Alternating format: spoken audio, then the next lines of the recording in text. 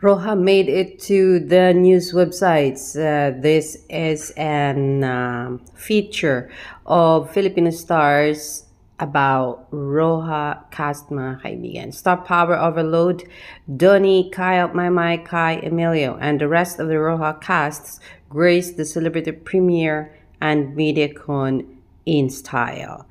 And in Glee they're saying Roja stars Donnie Pangilinan, Kyle Echari, Mama Entrata, Kai Mantinola, Emilio Daez, and more dazzled at the red carpet of Roja celebrity premiere and MediaCon. And yes,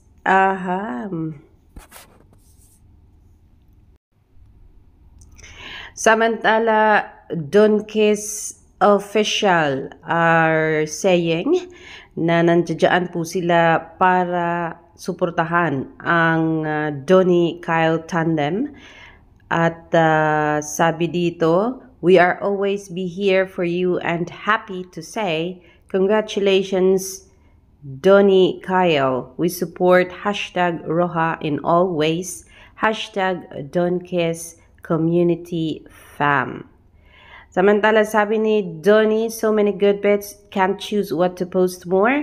Interviews from Roja, syempre, madami masyadong, kung pupunta ka ng TikTok, naglipa na po ang mga clips nakuha ng mga netizens and other celebrities na umiikot po sa TikTok world, mga kaibigan.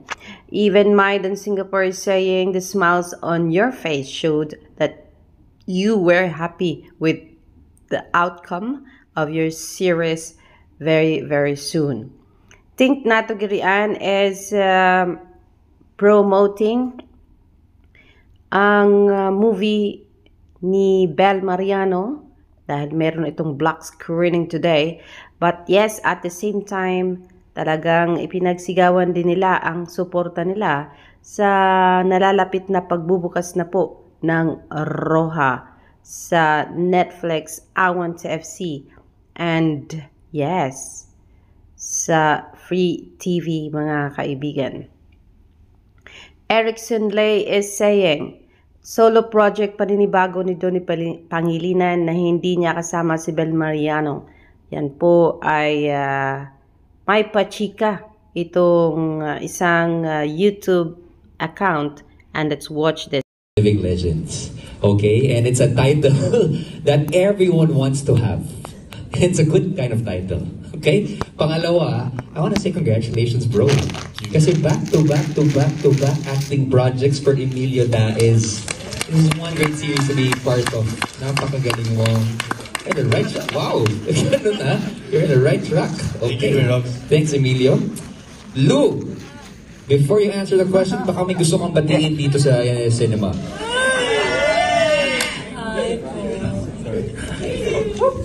To my family. Family na palang tawag sa kanya. And hello to... Okay. Lou, go ahead. What was the question? Kamusta ba yung dynamics with one another sa mga eksena niyo rito? Yes. Lou? But to be honest with you, boys, Roja accepting this, I thought I was not gonna have lines, just as like yung first two series ko. So when I got there and I read the script, I said, damn. May linya. She's a badass. Oh wow, yeah. She has to act. Oh. It really helped na kasama ko ngayon yung mga icons. It's such a powerhouse cast, so it helps. And then I just asked, and I just feel grateful because kahit hindi ako magtanong or just like, I asked and then I learned a lot from them doing these things. But just being around them, the energy, everyone on set, the professionalism. So yes, parang ako lang din ang account na ito sa YouTube, mga kaibigan, na medyo mahaba-haba din po ang kanyang pa-update on Roja, mga kaibigan. Dahil sa mahaba-haba po ang kanyang post, babasahin na lang natin ang comment sa comment section ng post na ito. Halatang iniiwasan ni Donnie si Maymay. Ang toxic kasi ng mga fans ni Maymay, laging nababash si Belle kahit ilang beses na binasag ni Donnie and Maymay ang mga fake news na kinakalat ng mga fans ni Maymay at may something sa kanila. Sabi ng isa pa, true, my fans are toxic. They're still spreading fake news about Donnie, saying Donnie is May's boyfriend, which is not true. All they want is to see Donnie and May become a love team. They don't like Belle Mariano. Belle still shine even they don't like her. And she's still Donnie's love team partner, sabi. Don-Belle relationship is very strong. 6 years and still counting. Don-Belle forever. I want to see them got married by the grace of God. Praying for that too. So yan ang sabi po ng isa pa na nag-comment. Sabi dito, hindi kasama si Belle pero sa puso at isip ni Donnie kasama niya si Belle. Don-Belle strong, healthy, genuine couple daw po mga kaibigan. So yes, yan po ang mga sabi nila about stressing out na napaka-toxic daw ng fanay ni Maymay Entrata. But hey, have think a little. Kasi nga po, kung inyong titignan, matagal, ilang linggo na. 2 weeks, 3 weeks na pong pinangandakan ni Maymay Entrata na meron po siyang lover. Meron po siyang boyfriend. Bakit hanggang ngayon, you're still doubting on the fandom of Meridia Maymay Entrata? When indeed, this fandom is telling everyone that they are happy for Maymay. Whatever Maymay is doing, supportive sila. At yung feeling ni Maymay kung saan siya masaya, suportado nila. Yes, they were there para maging shippers ni Maymay at saka ni Donnie para sa project. Be known that they are bringing this to light, telling everyone na even the management na simula noon, they are not after any love team kasi noon meron pang Maymay at Edward or Mayward. And they've been telling everybody that they are there, not for love team or not for any romantic relationship.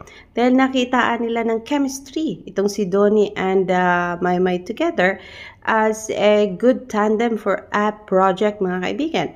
And so they've been praying, kneeling to wherever they want to go, just to kneel and ask God, ask the nature or whatever, heaven and earth, para sa isang project. Though they're saying na suntok sa buwan yung prayers nila and yung panghihingi nila ng project sa management, but then they are so happy seeing na ito na nga at naging na-materialize na nga yung prayers nila, naging totoo na nga at nagkaroon na nga sila ng proyekto together. And even when the project started, merong iba, syempre, they wanted something special for Mama and Donnie. But then, even from the start, you even are saying that talagang kinumpirma ni Maymay and Donnie they are just friends. And that they are just friends. Okay, fine, they are just friends. Because Maymay is also a friend of Belle Mariano. And even Maymay is always giving distance and keeping herself away from, as much as possible, from Donnie. And look at that, tawag dito, media conference, mga kaibigan. Halos ayaw tumingin ni Maymay kay Donnie when it's front of camera. But then, ayun, when they were on, yung hindi talaga nakafocus sa kanila ang camera, they are talking just like normal, just like friends. But people are like giving the reason why they need to really have that cold, tawag dito, na cold interaction, especially pag nakafocus sa kanila ang camera. That's because they are really respecting the love team of Donnie and Belle.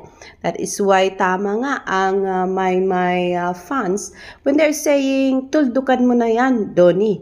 kung gaano mo kamahal si Belle, ipakita mo na sa mundo. Show to the world how much you love Belle and tell the world kung kayo naman nga talaga, kung jowa mo naman na nga talaga yan si Belle Mariano.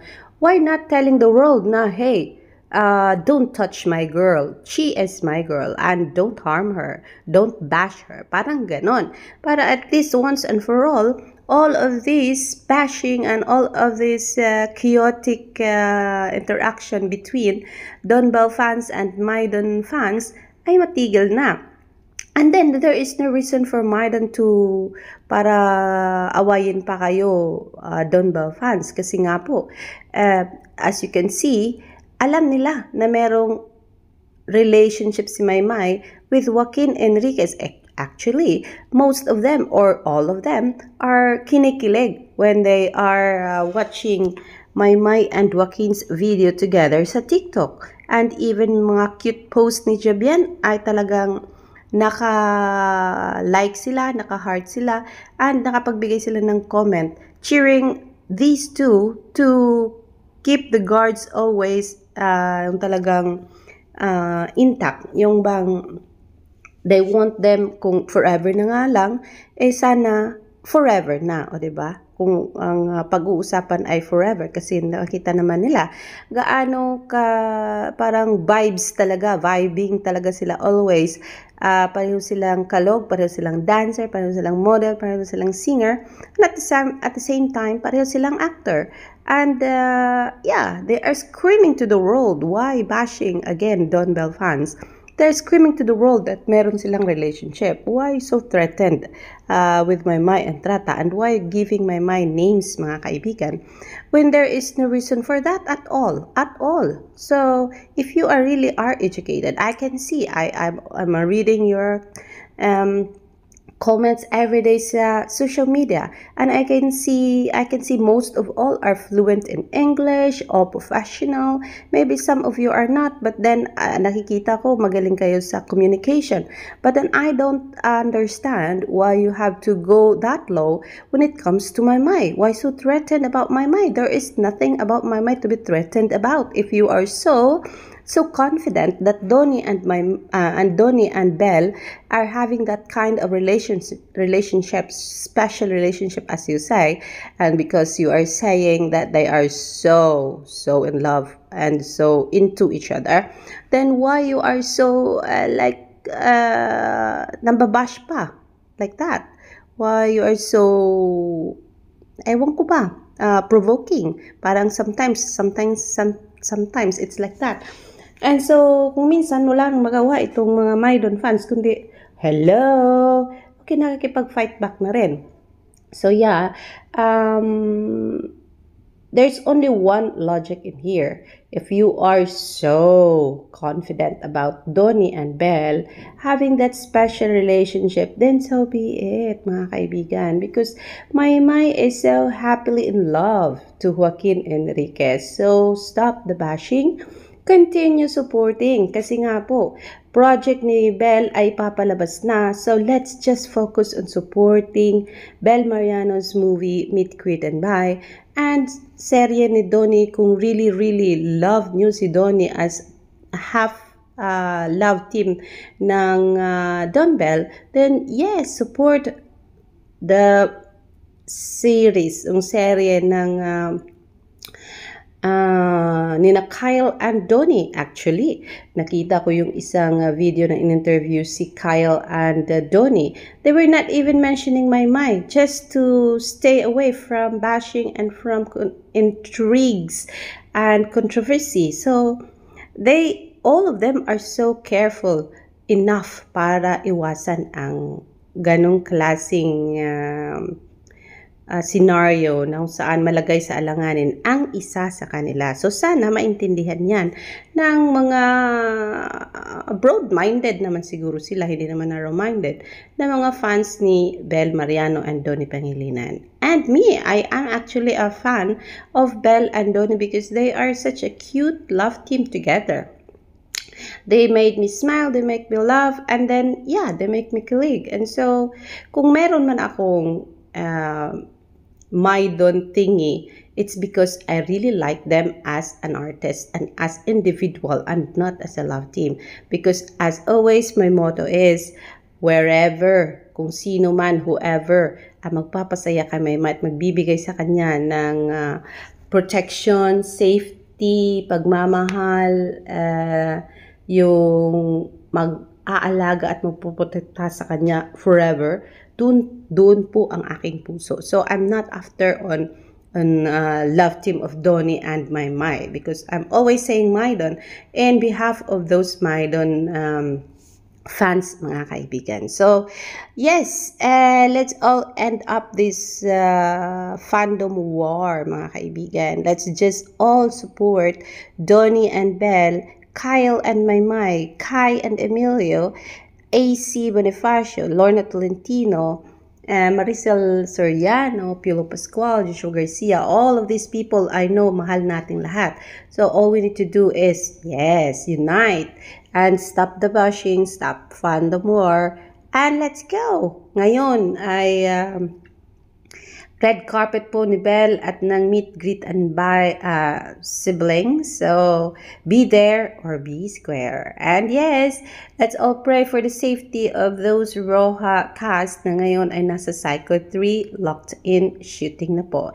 Alexander Lexter Jules, here we go again. Nasa mahaba na naman po ang ating litanya. But then this is for positive yung side of the story, mga kaibigan. I'm not here to bring more factions and to bring more fire or fuel to ano man nangyayari ngayon sa social media, but to, yes, bigyan ng at least man lang konting understanding ang lahat ng medyo may violent reaction to yung mga nangyayari nowadays sa social media. Sino man yan, kanino man kayo galit, wala na, tanggalin na yan.